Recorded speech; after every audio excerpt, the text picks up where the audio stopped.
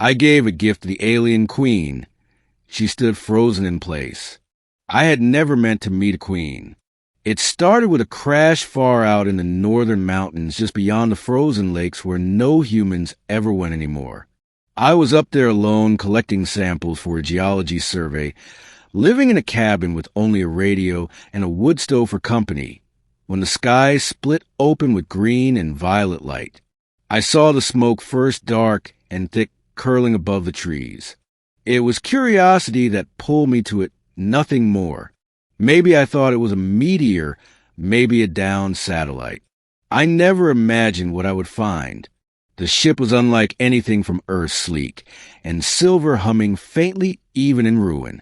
Trees had been broken clean in half. Where it landed, snow melted in a perfect circle.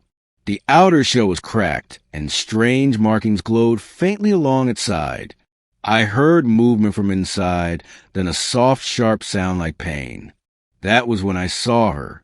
Tall, slender, her skin was a pale gold that shimmered under the light. Her hair flowed behind her like smoke, and her eyes were like dark glass. She was regal even as she knelt bleeding among the wreckage. I should have run, maybe should have called for help, but instead I stepped forward slowly and said, "Are you all right?" She looked up shocked. Her lips moved in a language I did not know, but her tone was full of command. Then she winced again, clutching her side. I dropped to one knee and held up my hands, showing I meant no harm. "You are hurt," I said. "Let me help you." She tilted her head, but did not back away. I removed my scarf and gently pressed it to her wound. She flinched and stilled, her gaze locked onto mine, studying me. In the end, she allowed me to help her out of the wreck and into a small sled I had used for hauling gear. I pulled her back to the cabin through snow and wind, hour by hour, watching her eyelids flutter as pain pulled her down. Inside, I lit the fire, boiled water, and gave her warmth. She remained silent most of the time, but her eyes followed my every move. She drank when I offered food, ate slowly, deliberately. Her strength returned slowly over the next few days. She began to speak words in my language, halting at first, then more smoothly. Her name, she told me, was Serani. She was a queen from a world I had never heard a part of a diplomatic vessel shot down without warning. I asked her why here. She said we sought peaceful contact, but we were betrayed. Her eyes darkened with memory. She looked through the cabin wall, as if seeing something far away. I kept her company each day, tending her wounds, sharing food, explaining things in simple words. She learned fast. She was brilliant in a quiet, dangerous way. And though she barely smiled, she listened when I spoke. On the 7th day, I gave her something small, a handmade pendant shaped from wood and stone. I had made it long ago in the silence of this forest, just a simple carving, but it had meaning to me, a symbol of safety, of grounding, of peace. I held it out to her, without words. She took it slowly in her long fingers and looked at it with wide, unreadable eyes. Then she froze, utterly still. Her breath caught, and she did not blink.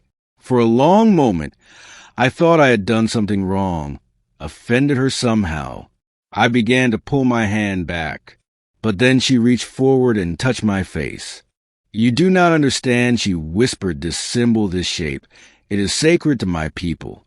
I blinked. What? It is the emblem of the old bond, the ancient pact of alliance and sanctuary. It is given only in deep trust in rarest of times. I stared at her. I made that years ago. She closed her fingers around it tight and whispered, "And you gave it freely." She stood slowly straight and tall and powerful once more. Her presence filled the cabin. But there was a softness in her now, something warmer. In my culture, she said, to give such a gift is to bind fate. It is not light. I did not know what to say.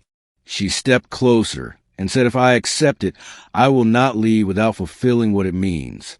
"What does it mean?" I asked. She was silent, then spoke. "It means I stay. It means I choose to protect, to join, to honor the bond.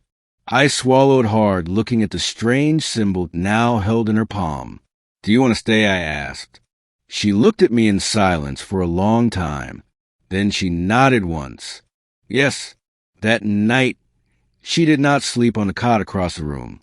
She sat beside me by the fire, speaking of her home, her people, her grief. I listened, and when she leaned against my shoulder, I did not move. Spring came slow to the mountains. Her ship remained broken. She never tried to repair it. She said the universe was large, but peace was rare. I asked once about her power, about what it meant to be a queen. She answered I was raised to rule, but I was never taught to be free. Here I feel free. She watched the stars differently than I did. With longing, yes, but also with wonder. One morning I found her outside tracing patterns in the snow with bare hands. She looked up and smiled a rare thing. "You gave me something precious." She said, "You gave without knowing what it meant. That is more powerful than all the crowns I ever wore." I stepped forward and took her hand. "I just wanted you to feel safe," I said. She nodded, and I do. When the others came months later in the second ship, sleek and massive, darkening the sky, she met them with calm eyes and steel in her voice. They called her Your Majesty and bowed deeply, but she did not bow back. She introduced me as companion, as bondholder, as the one who gave the sacred sign. They looked at me with awe, then with something close to fear. She spoke with them for hours. Then she returned and said they offered to take me back. I said no. Why, I asked. "Because you gave me something that none of them ever could." She stayed. The cabin became our home. We built more walls, more space, more warmth. She brought seeds from her world. Strange glowing fruit grew in the forest now. The night sky no longer seemed lonely. And sometimes when the fire crackled low, she would hold a small wooden pendant in her hand and whisper words in her language, words I could not understand. But I knew what they meant. They meant I stayed. They meant I chose. They meant thank you.